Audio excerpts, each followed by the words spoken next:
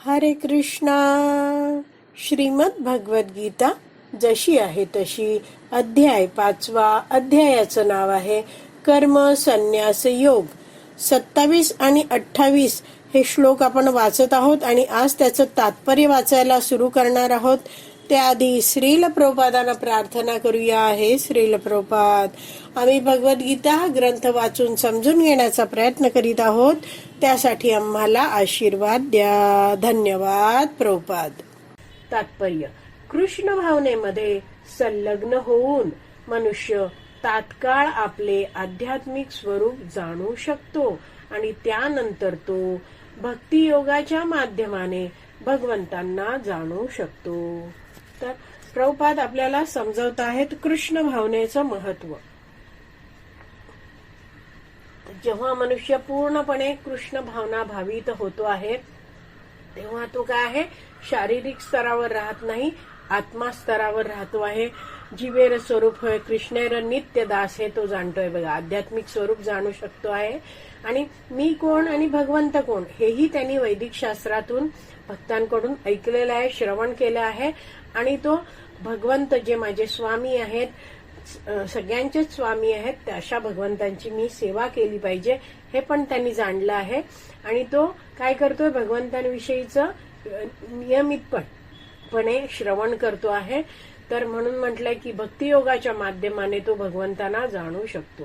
अशा भगवंतांचा तो नियमित नामजप करतो आहे, भगवंतांची सेवा करतो आहे आणि भगवंतांविषयी तो जाणून घेतो आहे. जसजशी भगवंतांची आपण सेवा करत जाऊ आपण भगवंतांना आणखीन जाणत जाऊ शकतो. पुढे वाचते, जेव्हा मनुष्य भगवत भक्तीमध्ये उत्तम प्रकारे स्थित होतो तेव्हा तो दिव्य स्तराप्रत उन्नत होतो आणि यामुळे आपल्या कार्यक्षेत्रामध्ये भगवंतांची उपस्थिती जाणण्या इतपत पात्र बनू शकतो. तर भक्ती मार्ग आहे, यामध्ये व्यक्ती जसं भक्तीची कार्य करत जातोय तर त्याची हळूहळू प्रगती होत जाते. पहिले श्रद्धा असते, ती आपली कोमल श्रद्धा असते. पण जसं भक्तीत अगदी दृढतेने प्रयत्न करत राहतो आहे हा व्यक्ती, अनुकूल गोष्टी करतो आहे भक्तीसाठी, ज्या मदत करणाऱ्या गोष्टी आहेत ते करतो आहे, भक्तीला विरोध करणाऱ्या अशा काही गोष्टी आहेत तर त्या गोष्टींकडे तो जात नाहीये, त्या गोष्टी जीवनात स्वीकारत नाहीये, अयोग्य गोष्टींपासून स्वतःला तो थांबवतोय आणि उत्तम प्रकारे भक्तिमय सेवेत तो जोडला गेला आहे. आणि जेव्हा तो असा स्थित होतो आहे तर भगवंत दिव्य आणि भगवंतांची सेवा आहे ती पण दिव्य आहे आणि सतत भगवंतांच्या सेवेत मग्न असलेला व्यक्ती आहे तो इथे म्हटलाय दिव्य स्तराप्रत उन्नत होतो. आणि असा व्यक्ती आहे तो आत्मास्तरावर आहे, त्याने हृदयात तो, जसं आपण आधी पण चर्चा केली की 26व्या श्लोकामध्ये, की तो कसा आहे, आत्मसाक्षात्कारी आहे. तर हृदयामध्ये त्याचं सतत भगवंतांबद्दल चिंतन स्मरण चाललेलं आहे आणि त्यांनी जाणून घेतले की मी आत्मा आहे आणि माझं एकमेव कार्य आहे भगवंतांना संतुष्ट करणं, भगवंतांची सेवा करणं. आणि अशा भगवंतांची सेवा करतो तेव्हा त्याला जाणीव होते की माझ्या सेवेचा स्वीकार भगवंत करतात आणि भगवंत माझ्या हृदयात आहेत ह्याची त्याला जाणीव होते. बरेचदा काय आहे, आपण नुसतं पाठांतर करून म्हणत असतो की हो माझ्या हृदयात परमात्मा आहे, सगळ्या जीवांच्या हृदयात परमात्मा आहे. पण वैष्णव आचार्य प्रवचनात सांगतात की काय खरोखर आपल्याला भगवंतांची उपस्थिती जाणवते का? जसं आता मी आहे तर माझी एक बहीण समजा औरंगाबादमध्ये राहते आहे, तर मला वेळोवेळी जाणीव आहे की माझी बहीण औरंगाबादला राहते, माझा भाऊ आहे तो नागपूरमध्ये राहतो, तर ही मला जाणीव आहे. तसंच वैष्णवाचार्य समजवतात की आपण कायम जाणीव ठेवली पाहिजे की माझे भगवंत जे इतके कृपाळू आहेत की माझ्या हृदयात ते परमात्मा रूपात आहेत. तर म्हणून असा हा जो उन्नत भक्तीत झाला आहे त्याला भगवंतांची उपस्थिती आपल्या प्रत्येक कार्यात जाणवायला लागते की मी भगवंतांची सेवा करतोय आणि भगवंत ती सेवा स्वीकारतायत, भगवंत माझ्याशी प्रेमाचं आदान प्रदान करतायत.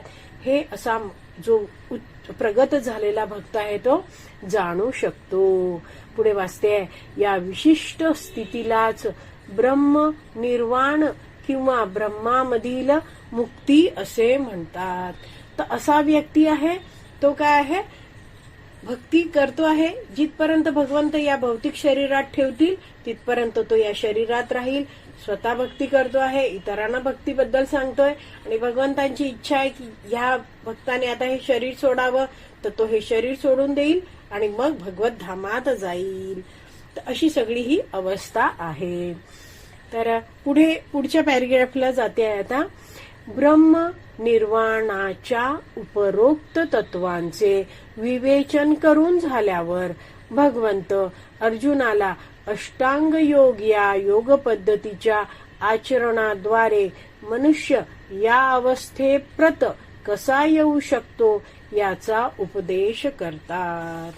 तर आपण जर 26वा श्लोक बघितला तर त्याच्या दुसऱ्या ओळीतला दुसरा शब्द आहे, त्यामध्ये हा ब्रह्म निर्वाण शब्द येतो. त्याच्यामध्ये काय म्हटलंय, ब्रह्मामध्ये मुक्ती. तर सगळं कसा हा व्यक्ती मुक्ती प्राप्त करू शकतो हे सगळं वर्णन केलंय आता भगवंतांनी. आणि आता पुढचा जो 6वा अध्याय अष्टांग योग ध्यान योग येणार आहे.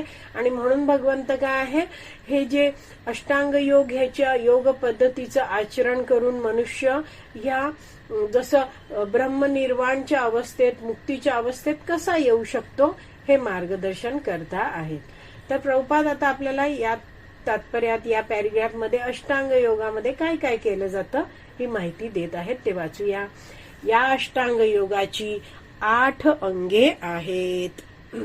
म्हणून म्हटलंय अष्ट अंग योग, 8 अंग आहेत.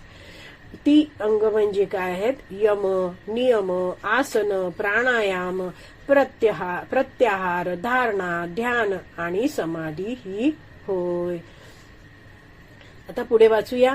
6व्या अध्यायामध्ये योग विषयाचे विस्तृत स्पष्टीकरण करण्यात आले आहे आणि 5व्या अध्यायाच्या शेवटी त्याचे म्हणजे हे जे योग या विषयाचे केवळ प्राथमिक वर्णन करण्यात आले आहे.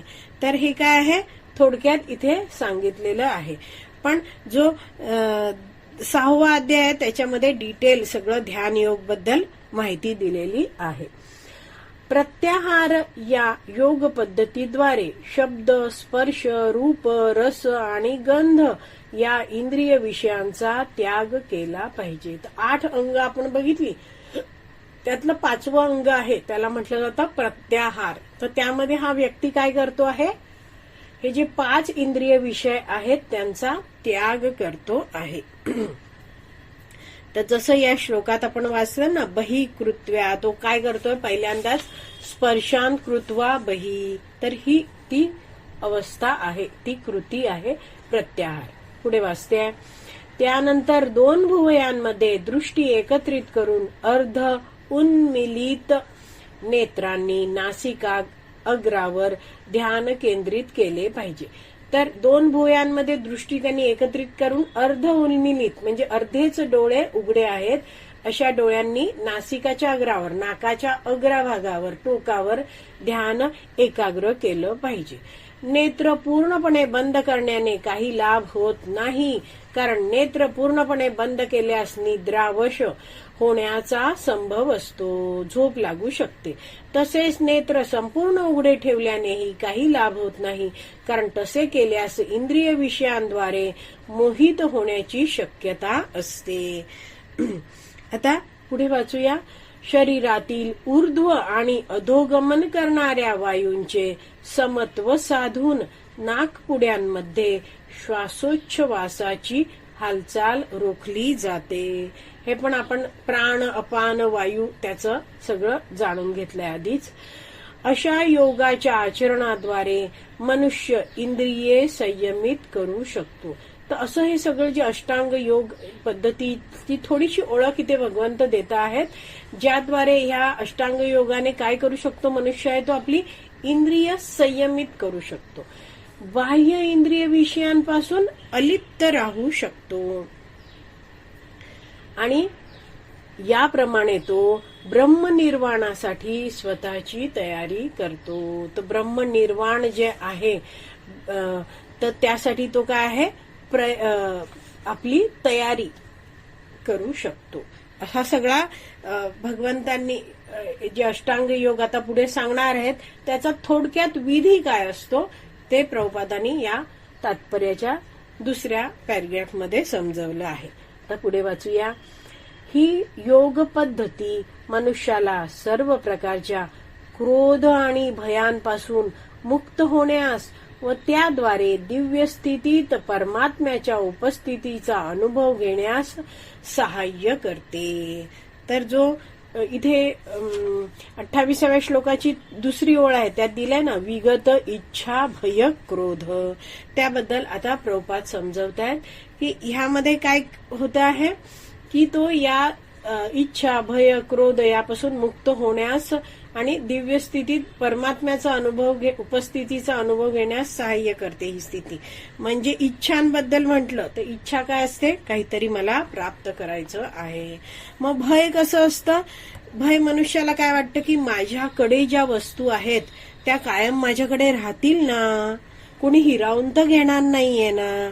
किंवा दुसरं असतं भय की मला ही वस्तू हवी आहे पण ती मिळेल की नाही मिळेल, किंवा मला हवं आहे तसं होईल की नाही, अशी सदैव चिंता भय मनुष्याला असतं.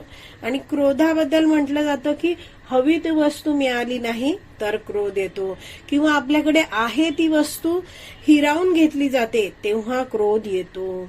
आणि मात्र या योग पद्धतीत तो काय करतो आहे, विगत इच्छा भय क्रोध, म्हणजे या योग पद्धतीचं पालन केल्यामुळे तो सर्व प्रकारच्या क्रोध आणि भयांपासून मुक्त होऊ शकतो. आणखीन काय, त्याद्वारे या योग पद्धतीद्वारे काय आहे, दिव्य स्थिती जी आहे त्या स्थितीत तो राहू शकतो. तर दिव्य स्थिती कशी असणार आहे, तो शारीरिक स्तरावर नाहीये, तो कसा आहे, आत्मा स्तरावर आहे. आणि आत्मा स्तरावर आहे आणि त्यांनी ज्ञान काय घेतलंय, ध्येय काय आहे. आता आपण ध्यान योगात जाणणार आहोत की हा योगी आहे तो हृदयातल्या परमात्म्यावर आपलं ध्यान लक्ष केंद्रित करत असतो. तर त्यामुळे परमात्म्याच्या उपस्थितीचा अनुभव घेण्यास ही योग पद्धती आहे ती अष्टांग योग पद्धती सहाय्य करते, मदत करते.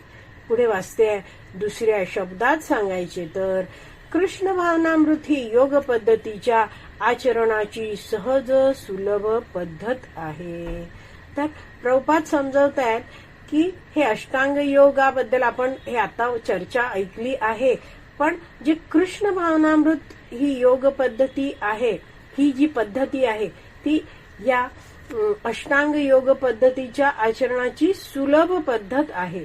म्हणजे काय आहे तर याचं वर्णन आहे ते पुढील अध्यायामध्ये डिटेल विस्तृतपणे वर्णन करण्यात येईल.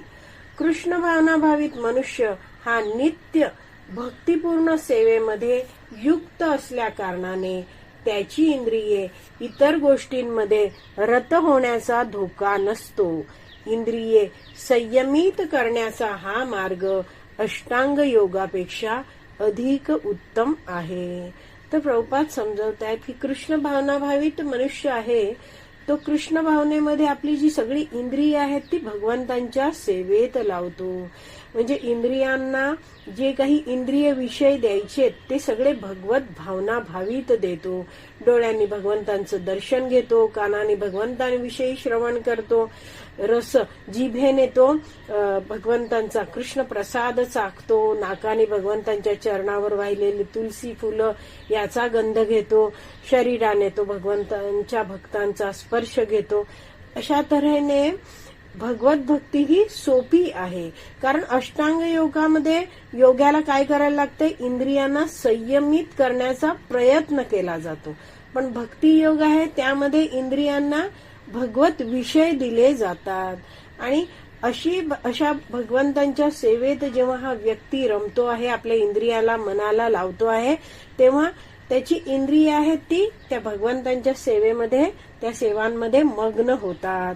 आणि असा हा व्यक्ती केवळ स्वतःच भक्ती करत नाहीये तर इतरांनाही तो भक्तिमय जीवन जगण्यासाठी प्रेरित करतो, मार्गदर्शन घेतो.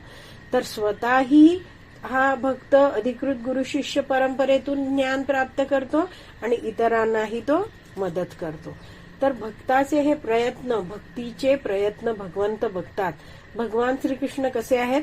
भक्तवत्सल आहेत आणि असे भक्तवत्सल भगवंत आहेत ते भक्ताची सेवा पाहून भक्तावर प्रसन्न होतात, खुश होतात, सेवा स्वीकारतात आणि भगवंत प्रेमाचं आदान प्रदान सुद्धा करतात.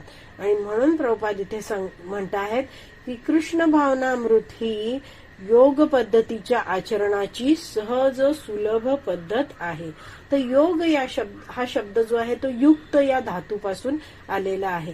तर योग पद्धती म्हणजे यामध्ये हा मनुष्य काय करतोय? कृष्ण भावनामृत तो जो बनतो आहे, कृष्ण भावना भावित बनतो आहे, त्यामध्ये तो भगवान श्रीकृष्णांशी योगयुक्त होतो, म्हणजे जोडला जातो.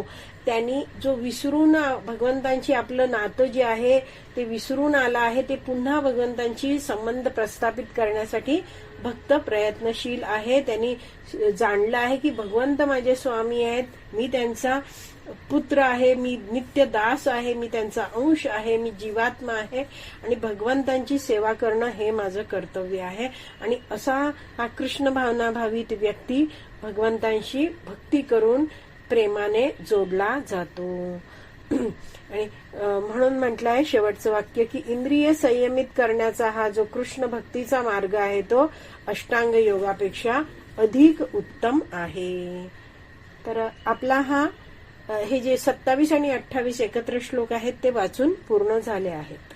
आज इथेच विराम देऊया. श्रीमद भगवत गीता की जय. श्रील प्रभुपाद की जय. हरी बोल.